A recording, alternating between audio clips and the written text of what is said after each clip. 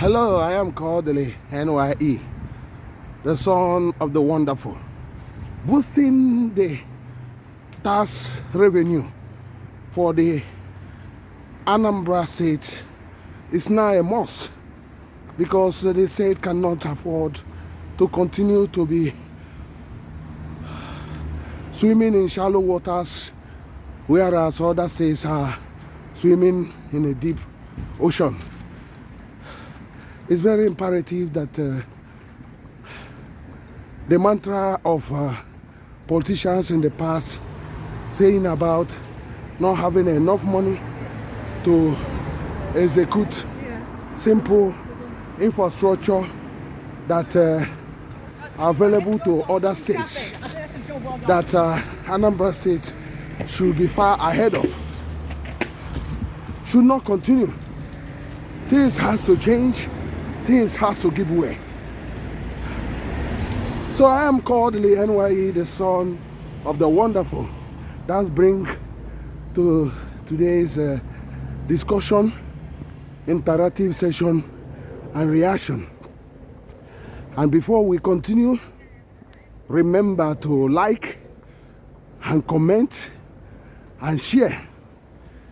And remember that we are here together in making our homeland to be the best.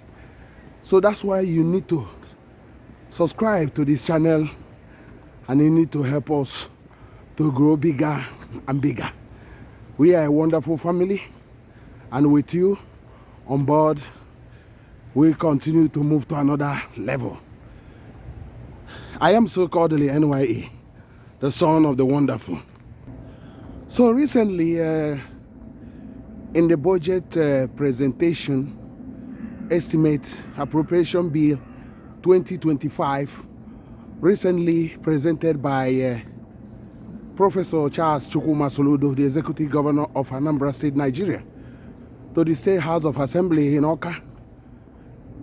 The governor hinted that the internally generated revenue is hovering around 5 billion a monthly. And he said that the people were saying that Anambra should be collecting between 10 billion to 15 billion. So that's what he's saying.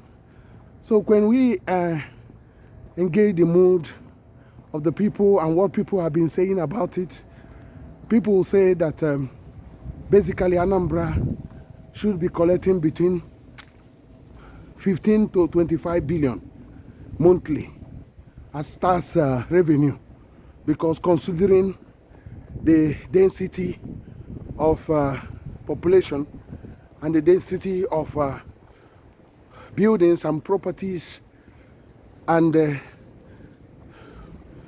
business activities that is going on in the state, and the areas of investment by government, and more room to invest in revenue generating transactions and ventures. So when you actually check, you can see that there is something missing from the government speech, because the government has not actually openly says where they are getting these revenues, how much they are getting from each area. Because let's give, for instance, you come to Onitsha and said, okay, because you have main markets, you have all those business area. In this area of Greater Onitsha, we collect like 1 billion monthly. Let's give for Awada, Ugwabo, Obosi, and Obosi area of Greater Onitsha, and including the industries there. Let's say you said that every month the government collects around 1 billion. And you say, okay, in Fege, the whole of Onitsha South, we collect 1 billion or 2 billion. And in Nne, we will collect 2 billion, 1 billion monthly or something of this. So if they can actually bring all those things down so that people will actually know what's going on. This will also bring credibility and bring more confidence for people to know that there is need to pay tax to the government. Because if you check in on Greater Onitsha region, there's no way you can tell me that most of these businesses there, there are more than 500,000 businesses and flats or houses. So if you take for instance that they are paying something between 200,000 a year, you know how much government will be realizing. Or if they are paying between 50,000 or 30,000, depending. So you will know already how much the government will be realizing. And think about other areas of areas in the state and other investments. So you will know that surely the government is not being factual, or they are being economical with the truth, or they are not just working hard to change things. Because for me, it's better for government to work hard to collect internally generated revenue and grant the people the freedom to be more productive. What I mean by that is that like in health, in education, and in some social interventions. So you give it free to the people so that they don't need to worry to go to the hospital and be paying money. So, you know, you give it free except major issues of health, but normal hospital treatment and all those things should be free, and the school should be free. I know Soludo has actually started that already, but that's what you do to encourage productivity, and that's what you do to encourage people basically putting money in the state. So now you now focus on those tax and use most of those tax internally generated revenue, at least 90%, in investing in key infrastructure, in transport, in health, in education, in agriculture. So you now invest properly in agriculture. If a state like Anambra State invests seriously in agriculture, they can easily be making billions just for production of local food, because that will actually create a lot of avenue for government to make money and also to feed the citizens. That's what the government should have been doing.